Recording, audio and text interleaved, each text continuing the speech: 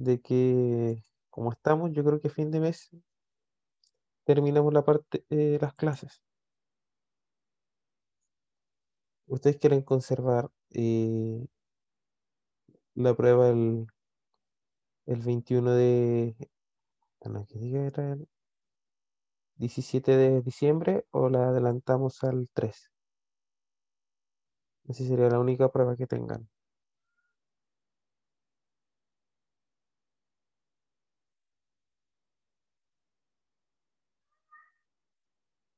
Niñas, Fabián,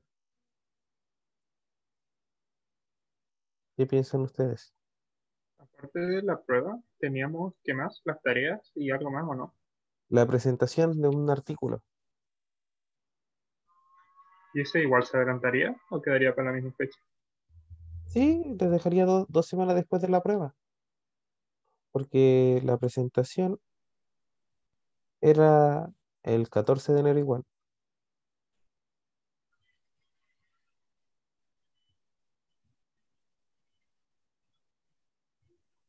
¿Podemos avisarle después para verlo mejor? Ya, me lo dicen el lunes que viene, no este lunes, sino el que retomamos. Ya. Así porque faltan las tareas.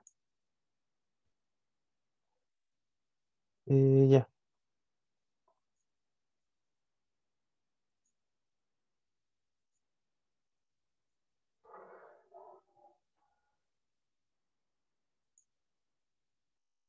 continuando. Seguimos con cinética electroquímica. Ahora vamos a ver la sobretensión y difusión. En las reacciones de los electrodos, cómo hay ese transporte de iones a la solución y del metal a la solución. Este transporte se denomina difusión, cuando se difunde un ion desde la cama, la doble capa de difusión hacia la superficie del electrodo o del metal que está ocurriendo nuestra reacción de corrosión o de la superficie del electrodo a la cama de difusión. Este efecto es importante porque controla todos los procesos catódicos, la velocidad de corrosión, eh, la, la difusión en la corrosión en la superficie, ¿ya? Y tiene un espesor de cerca de 10 micrómetros, ¿ya? De 1 a 10 micrómetros. Y se denomina con esta frase, ¿ya? De 1 a 10 micrómetros. ¿De qué va a depender la cama de difusión? Primero, si está siendo agitada, ¿ya? Lo cual a veces no podemos controlar solamente la cama de difusión, porque se tiene que mantener quieta. Recuerden que el flujo de corriente está determinado por la, la convección, la difusión y la migración, ¿ya? Supongamos que en la superficie del metal está ocurriendo esto. El ion ah, toma electrones y se queda con metal.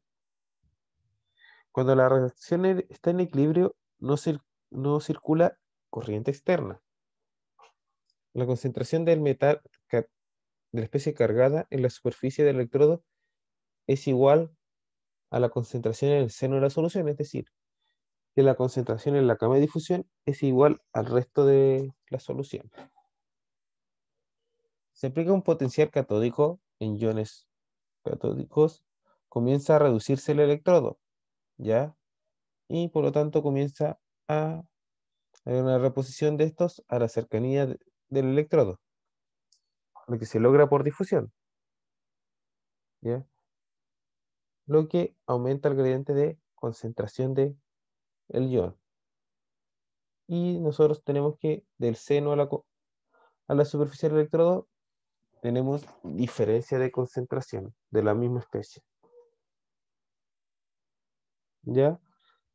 Al aumentar el sobrepotencial catódico, aumenta el consumo de la especie metálica y disminuye y aumenta el gradiente de concentración en la superficie del electrodo, es decir, que hay mucha más concentración en la dupla camada que en el resto de la solución. Así consecutivamente hasta que la concentración en la doble camada es cero. Es decir, porque ya se consumió toda la especie disponible cerca del electrodo. Desde un punto de vista más para que aumente la sobretensión, no se modificará la corriente de reacción. Cualquier ion que entre a la superficie de la superficie metálica se reducirá casi instantáneamente. Así como el sistema está controlado por la velocidad que difunden los iones de la película de la cama de difusión.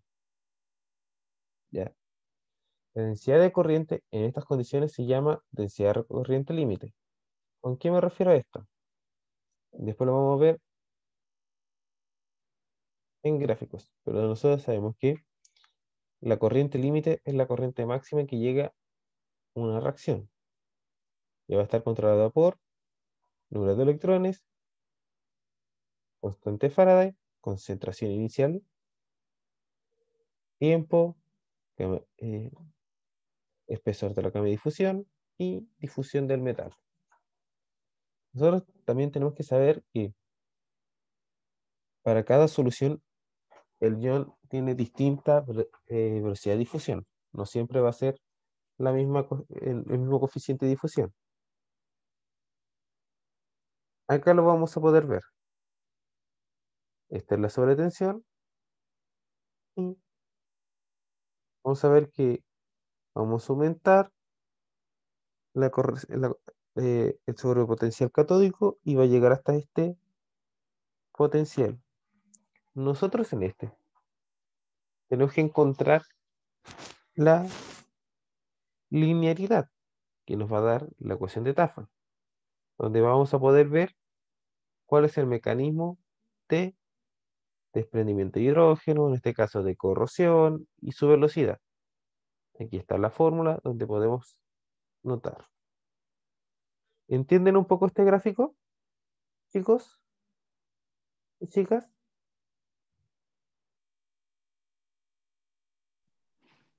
Más o menos. Ya. ¿Qué era sobretensión o sobrepotencial? ¿Se acuerdan? En este caso, el sobrepotencial catódico.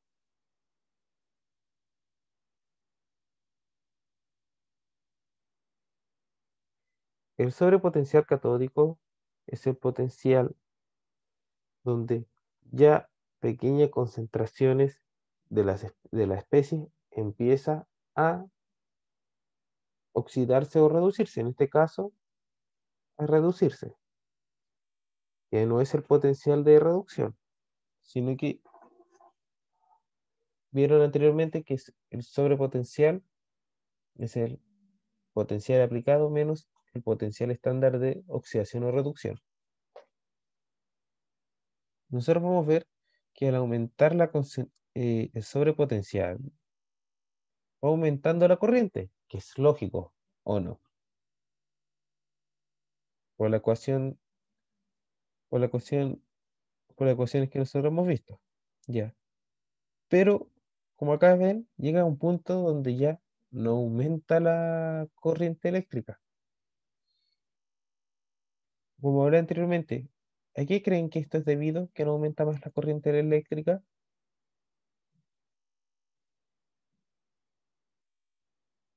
Niñas y niños,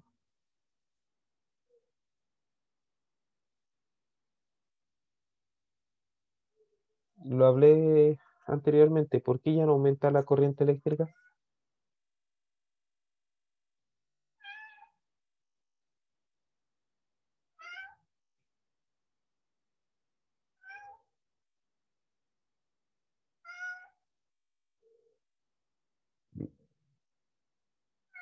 ¿Alguien tiene alguna idea? Montserrat,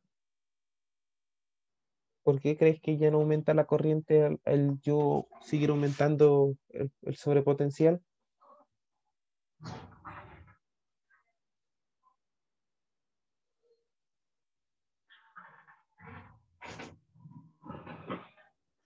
Porque después de un punto se hace constante.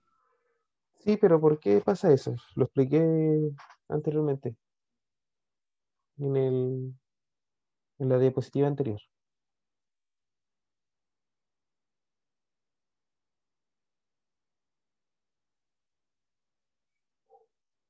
A ver, bueno, ya.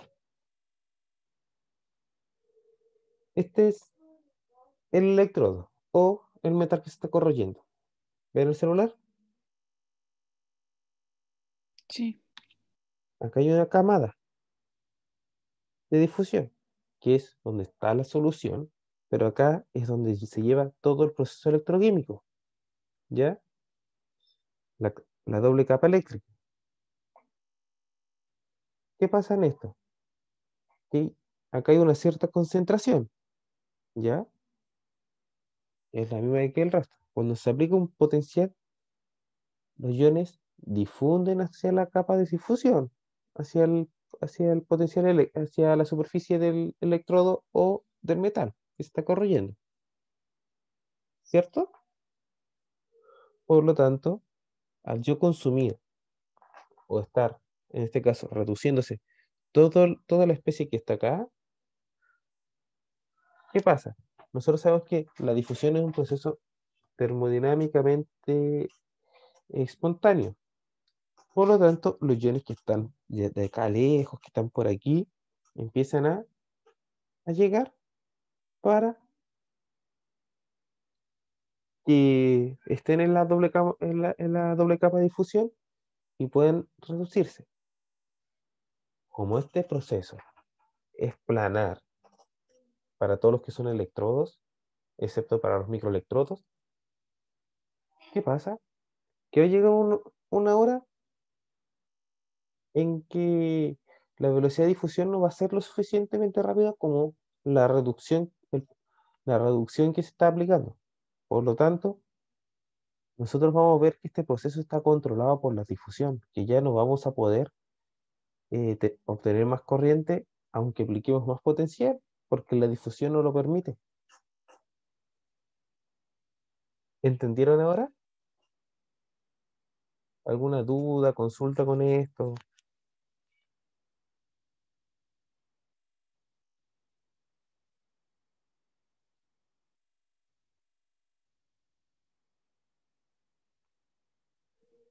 Sí se entendió, profe. Ya. Nosotros también podemos ver que este proceso puede ser más o menos eficiente calculando los pendientes Stafford. Nosotros podemos ver que si está de 30 milivolts por década o de 30 a máximo 45 o 40, es un proceso eficiente. En cambio, si la inclinación Tafel está por 120 milivolts por década, es un proceso altamente ineficiente.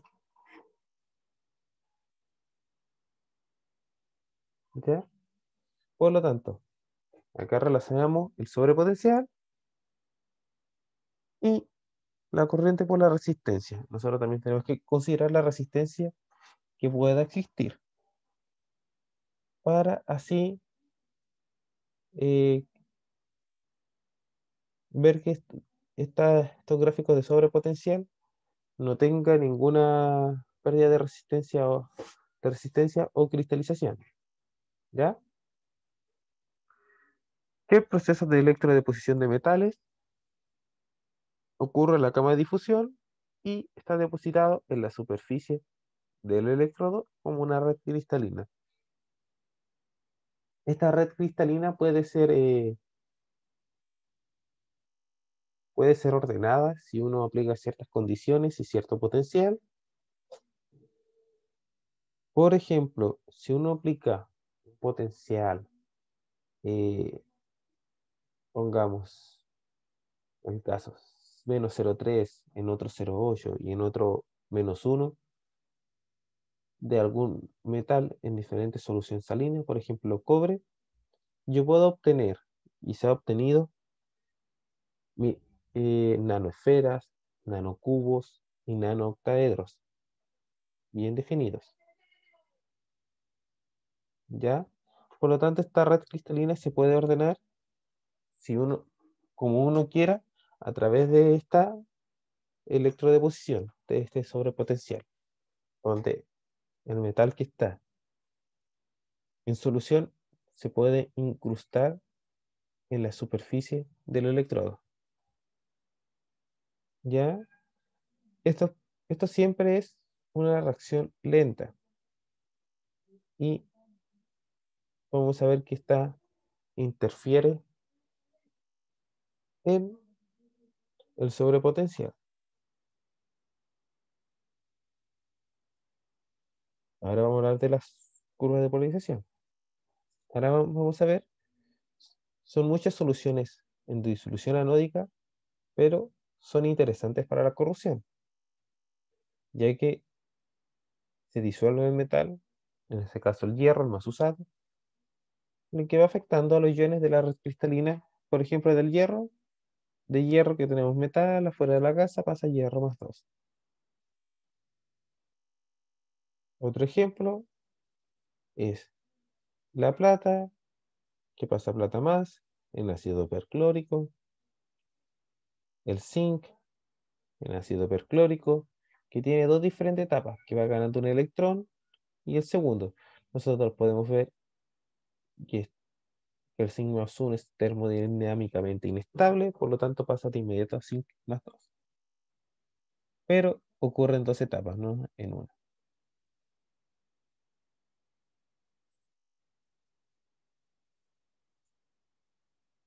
Acá tenemos la plata, pero ahora con cianuro. Podemos ver que forma un complejo, un identado, pero ¿qué es lo que pasa? Que este identado es poco estable y pasa a un tridentado, que también forman estos complejos. También el zinc, cuando tiene una lesión de mercurio, lo que es peligroso porque deja el mercurio solo. Y vemos que esta cristalización se hace en un medio alcalino. Si aplicamos a un metal que se encuentra en una solución un sobrepotencial anódico, este se corroerá. Si se mide la corriente eléctrica que circula en cada valor de sobrepotencial, se puede construir una curva de polarización que se puede tener diferentes formas de acuerdo a la siguiente figura que vamos a ver. Cuando la sobrepotención es pequeña, hay una linealidad entre la sobretensión y el logaritmo de la corriente. A potenciales mayores, esto no influye por lo que vimos, la cama de difusión y la acumulación de productos de la reacción sobre la camada de óxido. Si nosotros hacemos una voltametría lineal, obtenemos este resultado, ¿ya? Que va de 0 a 2 volts para lo que es cromo. Acá vemos que el cromo comienza a hacer una disolución general de la zona pasiva. Este es otra zona de pasividad. Acá empieza un picado interregular, transpasivación, la oxidación del solvente, que eso no lo queremos ver, pero a veces es bueno, por ejemplo, si queremos en una celda de hidrógeno, tenemos oxígeno e hidrógeno, y acá podemos tener el ánodo para disminuir el sobrepotencial en la electrocatálisis. Y acá está el crecimiento del óxido. Pero esta curva la podemos ver más fielmente acá. Acá podemos ver cómo de este gráfico pasamos a este.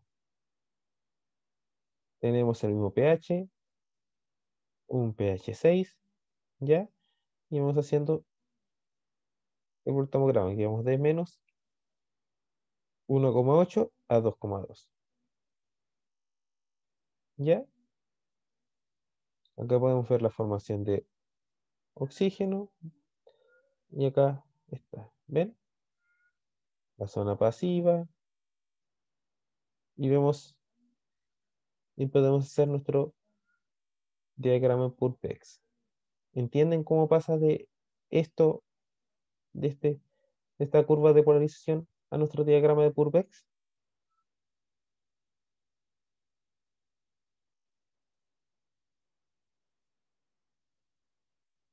Ya. Acá está una zona más, una figura más bonita, más tranquila para que la puedan ver. El potencial versus logaritmo de corriente eléctrica. Si tenemos una estructura bimetálica entre metal 1 y 2, se disuelve en forma activa y generalizada. Se puede ocupar una ecuación de Tafel para ver el desprendimiento, ¿ya? Entre 1 y 2. Si se aumenta el potencial, se puede suceder que aumenta la corriente eléctrica, por lo tanto comienza a disolverse y también caiga bruscamente, como lo podemos ver entre 2 y 3, ¿ya? Que es la pasivación. Y en esta situación de corriente eléctrica, 4 veces menos 5 de la magnitud, vamos a ver que es zona pasiva. Y la película aislante del óxido la vemos de 3 a 4, ¿ya? Que es lo más aislante. ¿Ya? Aquí podemos ver que del agua se genera hidróxido, oxígeno y agua. Aquí podemos ver la transpasividad, donde el cromo pasa de de una zona pasiva a un ion y genera un medio ácido. Acá podemos ver el picado, cómo comienza de tener aluminio a disolverse.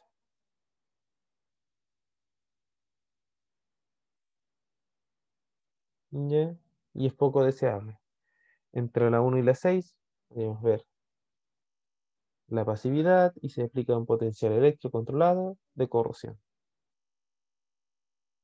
Sobre los potenciales podríamos ver cómo el óxido se reduce, el oxígeno se reduce y tenemos agua o hidróxido.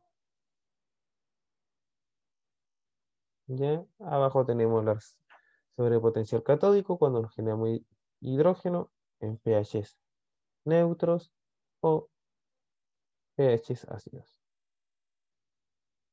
Las fuentes de oxidación, el potencial mixto. ¿Qué es el potencial mixto?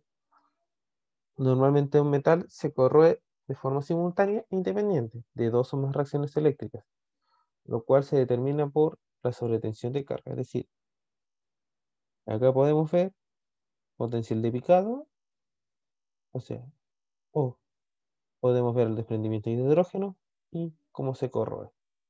Por lo tanto, podemos calcular el potencial mixto entre las dos, donde ocurren ambas. Podemos ver que las corrientes catódicas son iguales a las anódicas.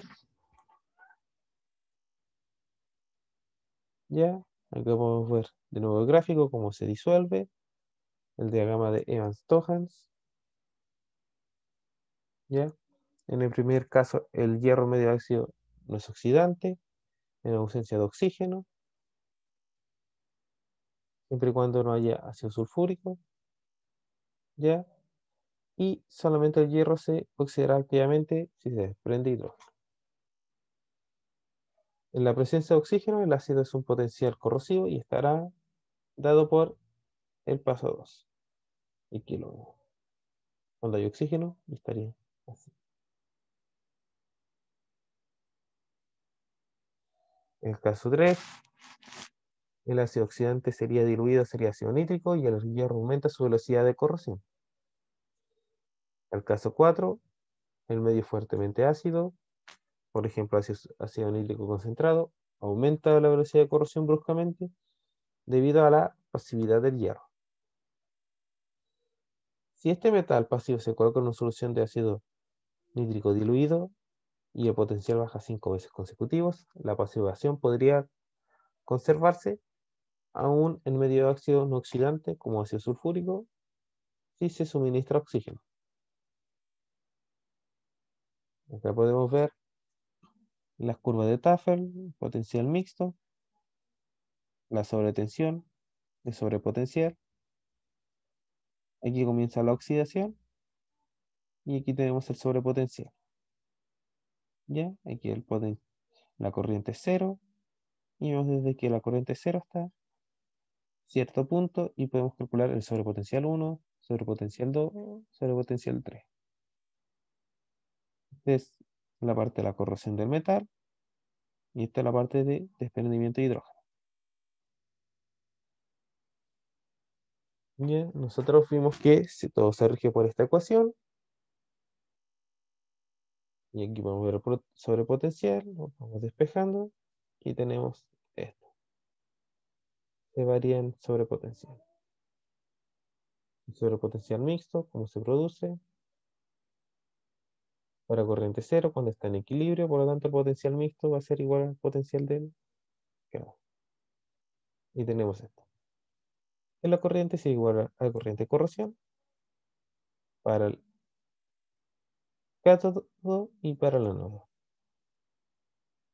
Ecuación de Van der Citroën. Acá se tiene, podemos ver las pendientes Tafel. Esta es la pendiente Tafel para el ánodo y esta es la pendiente Tafel para el cátodo.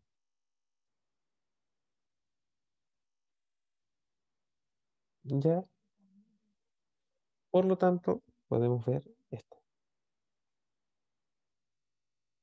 En zinc ácido clorhídrico, las curvas galvanostáticas, como ocurren de forma espontánea, el circuito eléctrico que se tiene y que nos permitirá mantener constante el potencial se deja en un potenciostato, ese potenciostato se tiene una entrada, una salida, tiene un potencial de resistencia, ¿ya? O, o se envía una corriente intrapotencial y no. Este sería el electrodo de trabajo, electrodo auxiliar y electrodo de referencia. ¿Ya? Acá podemos ver cómo ocurre la resistencia, la corrosión a través del tiempo y podemos ver que la corriente eléctrica decae después de un tiempo aplicando un potencial constante. El efecto del tiempo, la densidad de corriente eléctrica para el acero, podemos ver que si se aplica un valor de 20 milivolts en 10 minutos, la señal decae después de cierto tiempo y podemos ver la corrosión de un metal. Y aquí tenemos la corrosión del metal aplicando diferentes potenciales.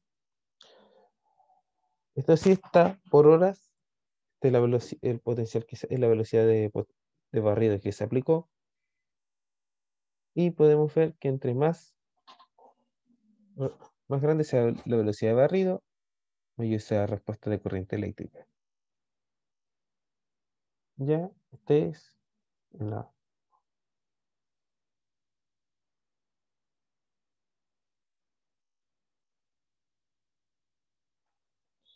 ya se puede trazar la curva, debe eliminarse la distribución de resistencia, es decir, que tenemos que eliminar la resistencia, por lo tanto, cuando se coloca el electrodo de referencia muy lejos del electrodo de trabajo, va a ocurrir una resistencia, por lo tanto, cuando hacemos nuestra medida de corriente eléctrica, tiene que estar muy cerca del electrodo de referencia, de trabajo, y el de referencia, si no existe el capilar de Langmuir, que evita todo este proceso.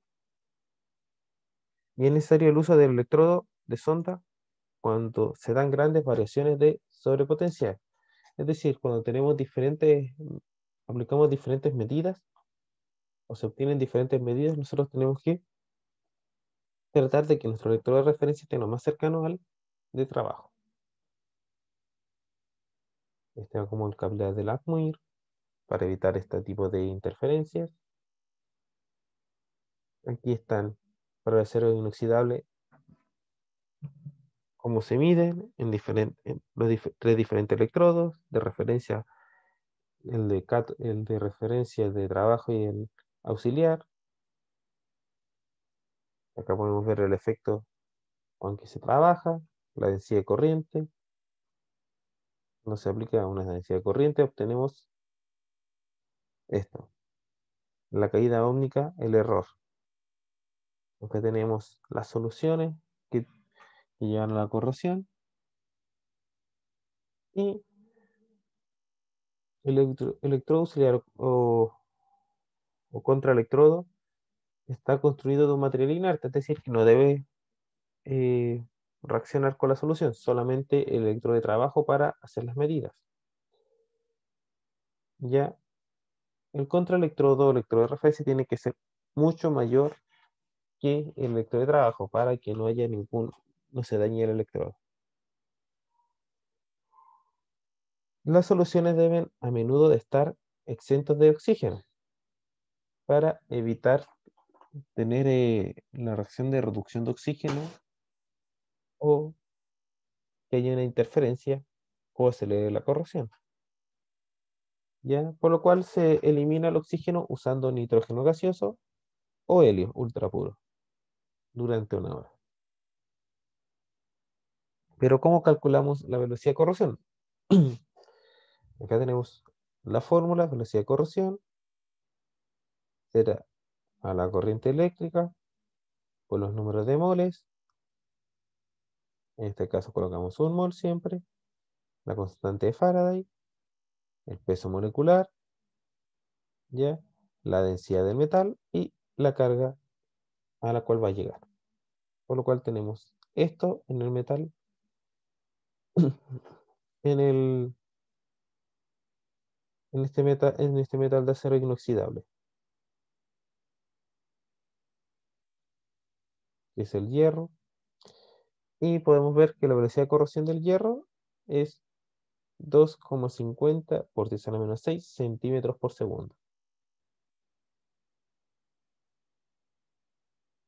Y acá tenemos la velocidad de corrosión para diferentes metales. Y acá tenemos la pérdida de masa por día o la penetración que ocurre en esto por milímetro. Acá tenemos los cálculos de velocidad de corrosión. Acá tenemos cuando se aplica 1 ampere, en cuanto empieza a corroerse. El acero inoxidable dura mucho más que los demás metales. Y aquí podemos ver en otras unidades milímetros por día. Acá están las diferentes unidades de corrosión. ¿Ya? Acá sabemos que la extrapolación de las corrientes Tafel permite determinar la corriente de corrosión de un material en un instante determinado. Luego, si este material es posible conocer o no el comportamiento en distintos daños o en distintas superficies. También es posible saber con las curvas Tafel el medio corrosivo, la búsqueda del material más adecuado para almacenar algún material. Y podemos ver en soluciones salinas, salmuera, en distintos compuestos. Y podemos ver cuándo es pasivo, cuándo es una zona corrosiva o cuándo es una zona inmune. ¿Ya? Y podemos obtener estos tres diferentes tipos de gráficas. ¿Ya? Los mecanismos de pasivación. Establecido que la pasividad se mantiene por una película superficial poco conductora, probablemente un óxido. En general puede decidirse que la pasividad es producida por oxidantes, por ejemplo, el ácido nítrico, el ácido, el ácido crómico, que son fuertes oxidantes, incluso sin oxígeno atmosférico. También se puede establecer que el estado de pasivación se puede actuar como cátodo o ánodo en una superficie externa o en la unión de metal más activo de la forma de corrosión, y se puede observar en la siguiente figura. Ya. Acá podemos ver, acá tenemos la densidad de corriente en el eje Y y el potencial en el eje X. Y aquí podemos ver la zona activa, la zona pasiva, donde hay corrosión, pero hay una camada fina que protege la superficie del electrodo y el desprendimiento de hidrógeno o el de oxígeno, dependiendo de qué potencial estemos aplicando, si es de menos a más o de cátodo a ánodo o de ánodo a cátodo. Acá también podemos calcular cuánto hidrógeno estamos produciendo y acá podemos ver los mecanismos en distintos metales. Podemos ver que el oro es uno de los que más son resistentes a la corrosión porque necesita más potencial. Y acá están y la magnetita, cómo se corroe. De magnetita a magnetita alfa en medio ácido. Gama que diga. Acá tenemos las entalpías de corrosión de diferentes metales y la deshidratación que se puede obtener. Ya chicos, eso es todo por hoy. Nos vemos el 16. ¿Ya? ¿Cómo van con las tareas, niños? Está muy difícil, cuéntenme. Yo solo he hecho la primera, no he visto ni siquiera la segunda. Que esta Mm, semana era la semana de evaluaciones, así que estábamos todos con muchas cosas. ya. La próxima semana, si tienen dudas, me envían un correo. No hay problemas. ¿Ya? Ya, profe. Ya, Gracias. profe. Nos vemos. Chao, profe, cuídese. Chao. Ah, Tamara, Chao, quería profe. hablar una cosa contigo después. Ya. Ya. Chao. Chao. Chao.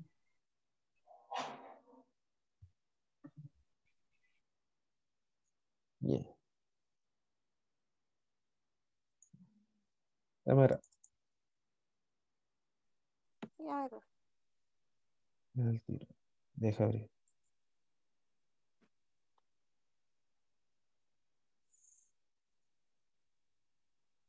Ok. Y más tarde, por lo que tengo entendido, tenemos una reunión para hablar con ustedes sobre los temas de investigación del magíster. Sí. En el primero está el tuyo, ¿ya? Ya. Así como porque ya hablamos de este tema de investigación, pero igual lo tengo que colocar. Mm. Ya, profe. Pero, ¿ya? ¿Sí? Eso era nada más. Ah, ya. Ya. Profe, ¿Sí? en Topic, lo que pasa es que no he tenido tiempo todavía para ver las grabaciones de las clases de las chicas, pero ¿en qué van? ¿En tópicos? Nosotros vamos en... Un segundito que estoy... Mi memoria es débil. Vamos en potencial el químico, Ya, ¿ya? Si quieres te envío los ya, sí. PowerPoint. Sí, por fin. ¿Ya?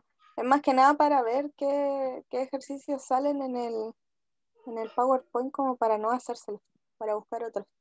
Ya, te los envío y ahí te voy a enviar todo lo que voy a pasar para esta prueba. Ya, profe. ¿Ya? Nos vemos. Ya. Chao, chao. Ya, chao, cuídese. Igual.